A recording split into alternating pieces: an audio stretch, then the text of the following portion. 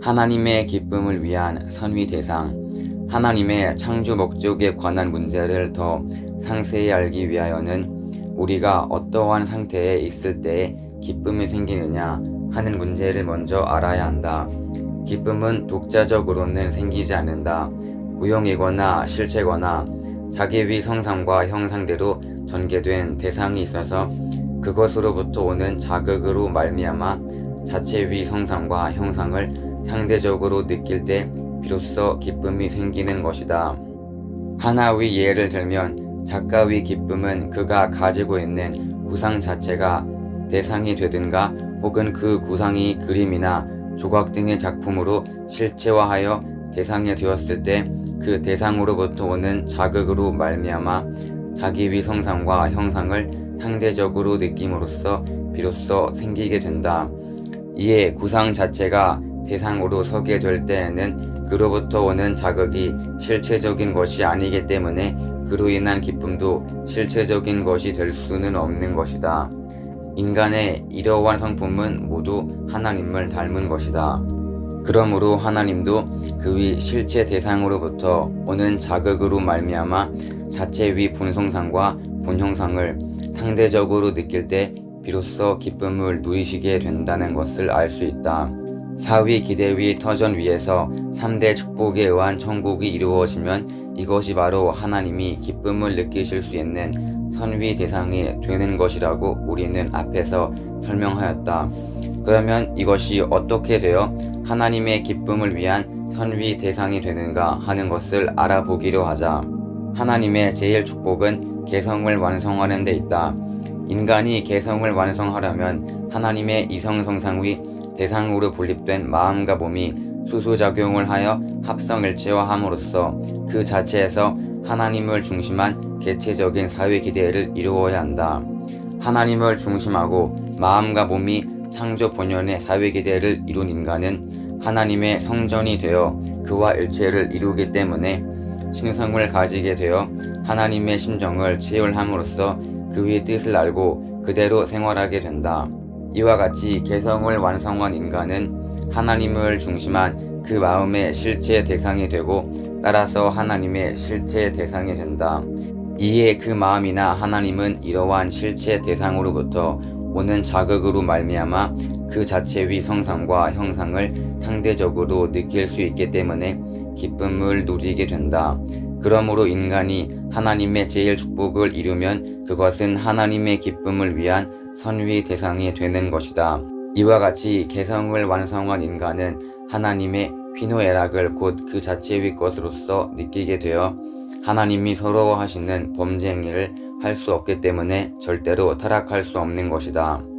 다음으로 하나님의 제2 축복을 이루기 위하여는 하나님의 이성성상이 각각 개성을 완성한 실체 대상으로 분립된 아담과 해와가 부부가 되어 합성일체화함으로써 자녀를 번식하여 하나님을 중심한 가정적인 사회기대를 이루어야 한다.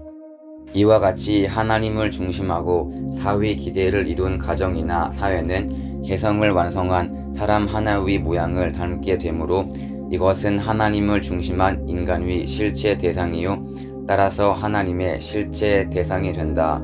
그러므로 인간이나 하나님은 이러한 가정이나 사회로부터 그 자체의 성상과 형상을 상대적으로 느끼게 되어 기쁨을 누리게 된다.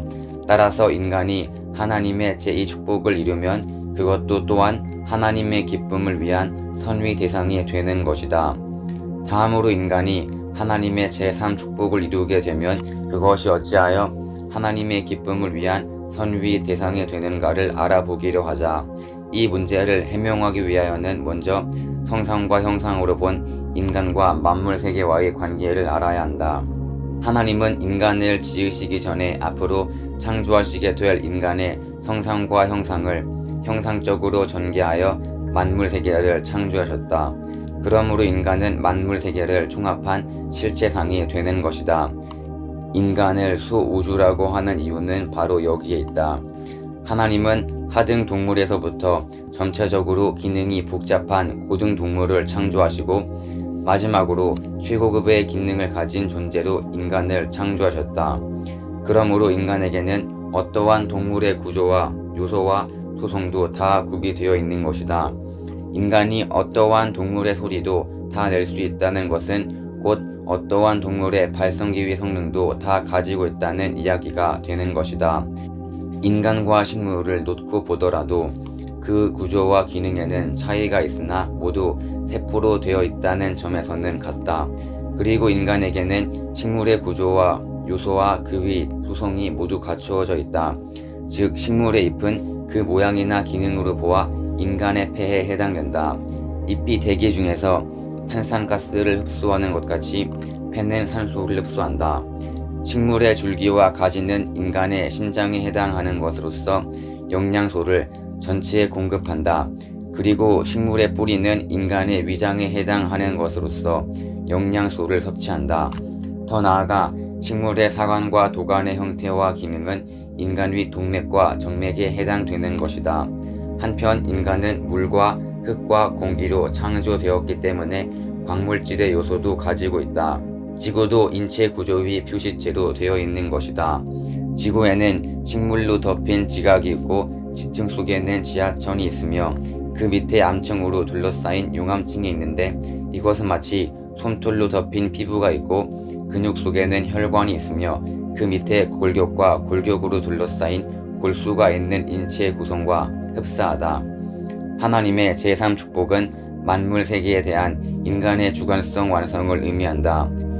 인간이 이 축복을 이루기 위하여는 하나님의 형상적 실체 대상인 인간과 그 위 상징적 실체 대상인 피조세계가 사랑과 미를 주고받아 합성일체화함으로써 하나님을 중심한 주관적인 사회 기대가 이루어져야 한다.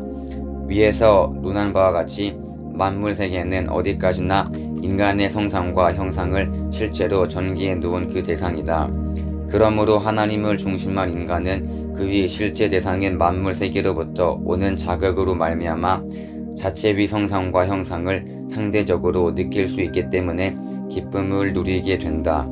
그리고 하나님은 위와 같이 인간과 만물 세계가 합성일체화하여 하나님의 제3대상이 된 피조세계로 말미암아 하나님 자체 위 본성상과 본형상에 대한 자극적인 감성을 상대적으로 느끼심으로써 기쁨을 누리시게 되는 것이다.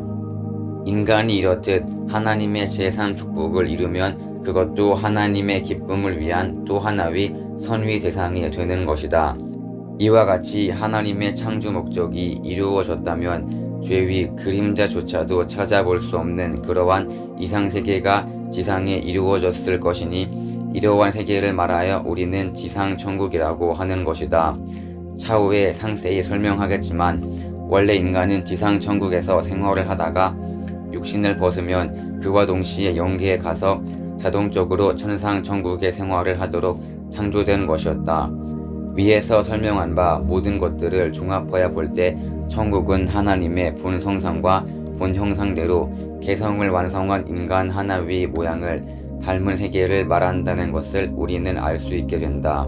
인간에게 있어서 그 마음의 명령이 중추신경을 통하여 그 위 사지백체에 전달됨으로써 그 인체가 하나의 목적을 지향하여 움직이는 것과 같이 천국에 있어서는 하나님의 명령이 인류의 참 부모를 통하여 모든 자녀들에게 전달됨으로써 모두 하나의 목적을 향하여 움직이게 되는 것이다.